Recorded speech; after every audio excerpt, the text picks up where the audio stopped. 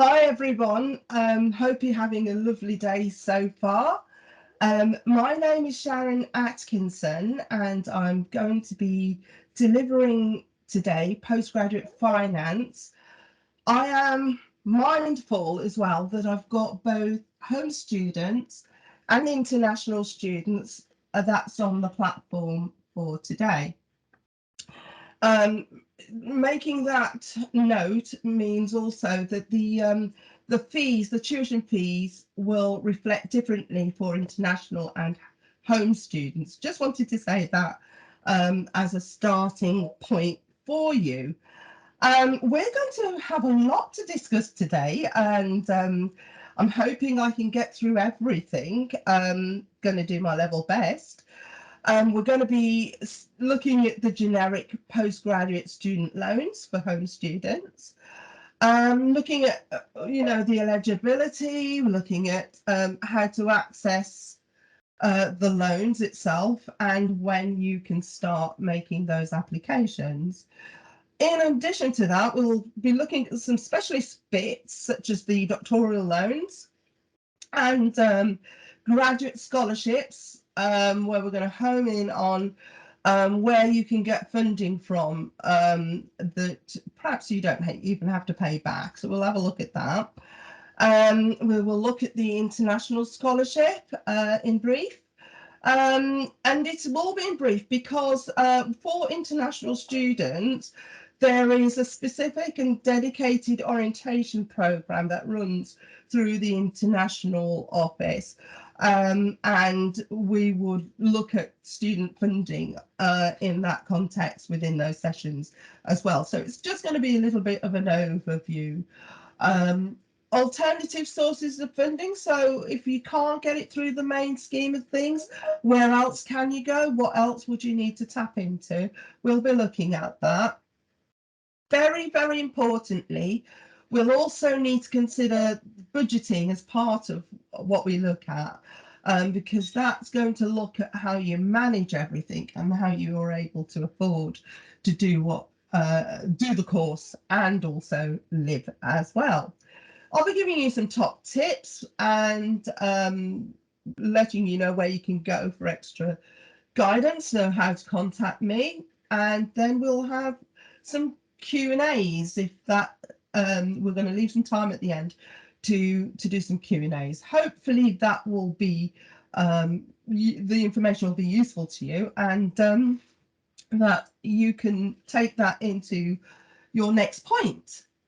So first thing I'd like you to note and to be in action for you is to find out how much your tuition fees are actually going to cost you. So that's an exploration that you would need to have with your faculty.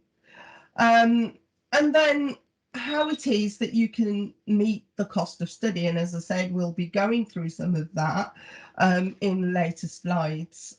Postgraduate loans, we will start right from there to let you know what the eligibility is and how you can manage yourself in order to apply.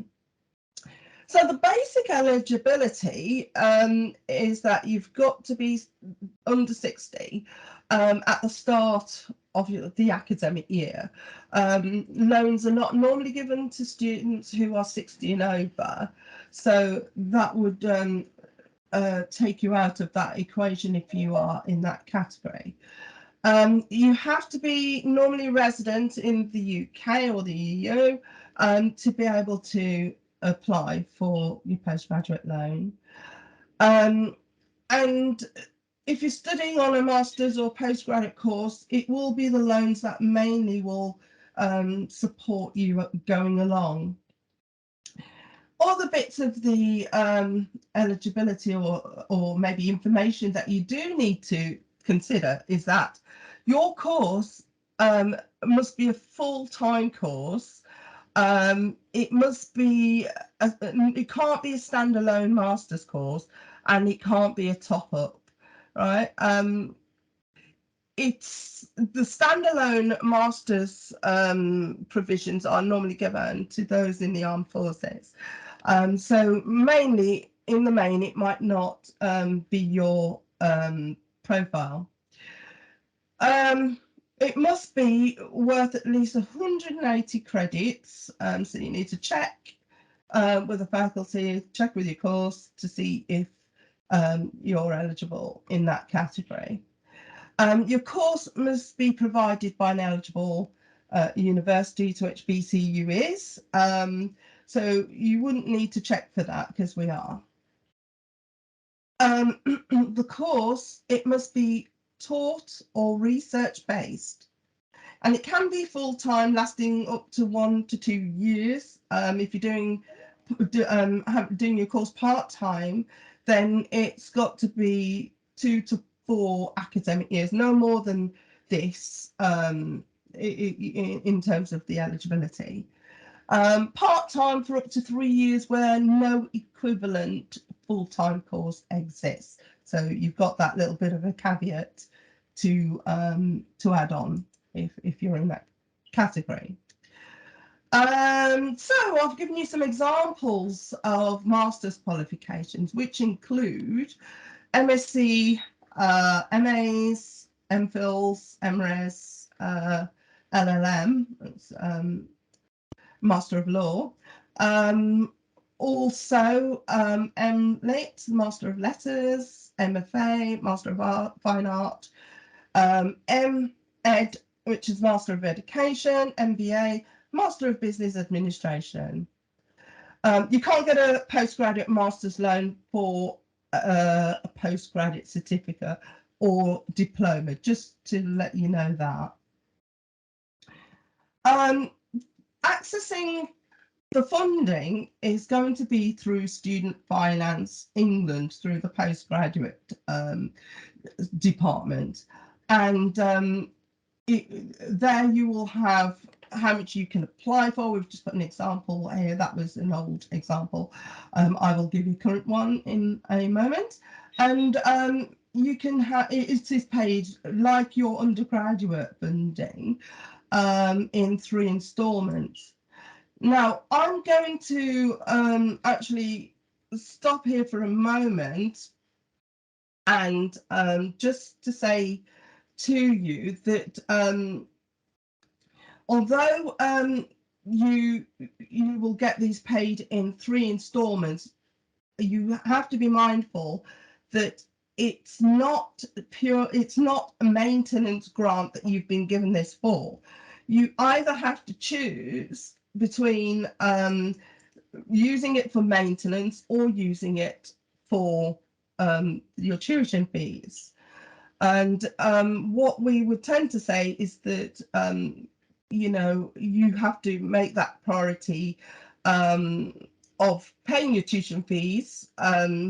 We're not saying that you use it for tuition fees, but you have to prioritize tuition fees where it is possible. Yeah.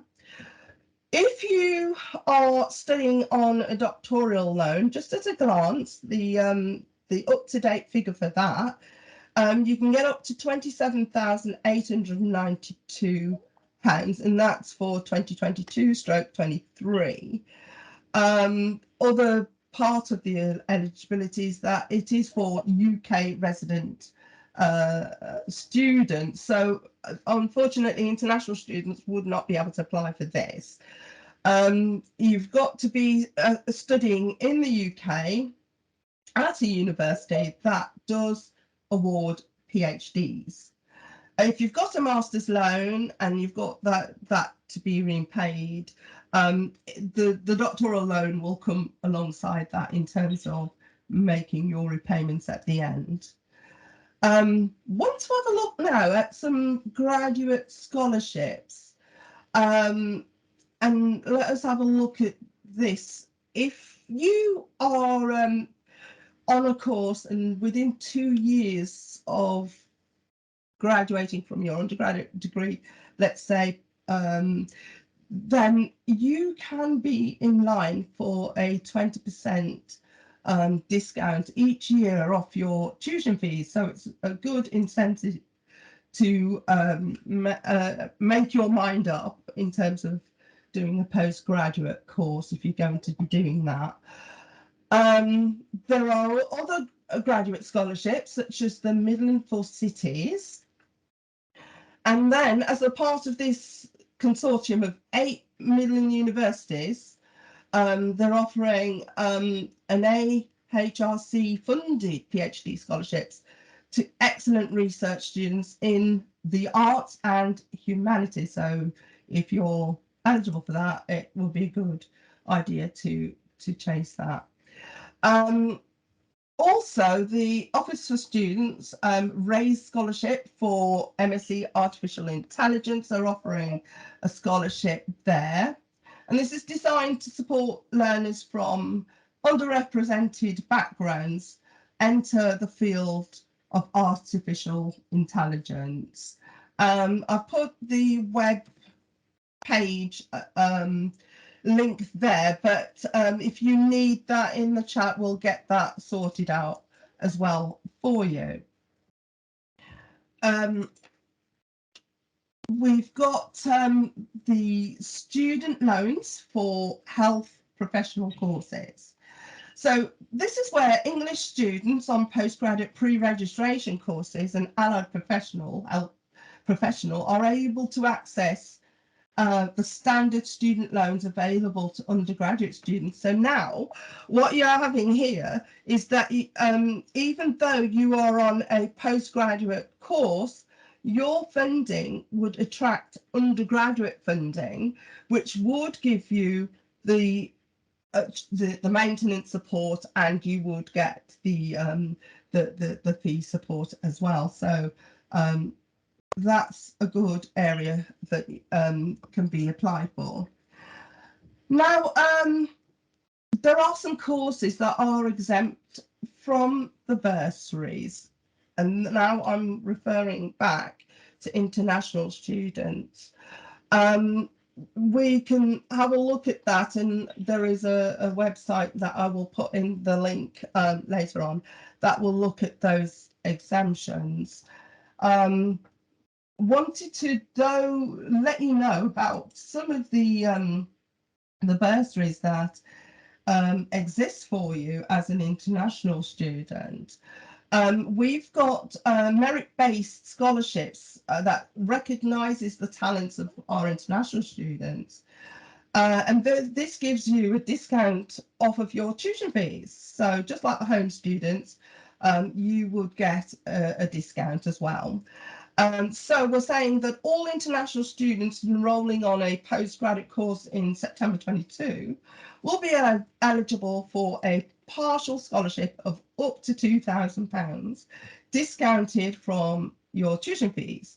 And this is awarded based on your academic background, and your grade will need to be equivalent to the UK degree.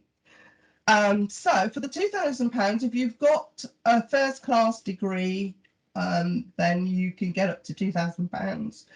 If you have a second class, a 2-1 degree, then that's 1,500. If you have a second class degree, that's a 2-2, up to £1,000. And if you've got a third class degree, then you would be in line for £500. Now, saying that, there are some courses that are exempted from that scholarship, and that will be PhD, ACCA, MSc Accounting and Finance top-up, Conservatoire and BSA courses, Music and Theatre, PGCE and PSET, Masters in Teaching and Learning / Educational Leadership, continuing professional development courses in health, short courses that are less than 1 academic year, part-time or distance learning, study abroad programs, exchange programs, pre-sessional English, PGDL in law are all exempt from the scholarship. So if you're studying on one of those, unfortunately, the scholarship would not apply to that course.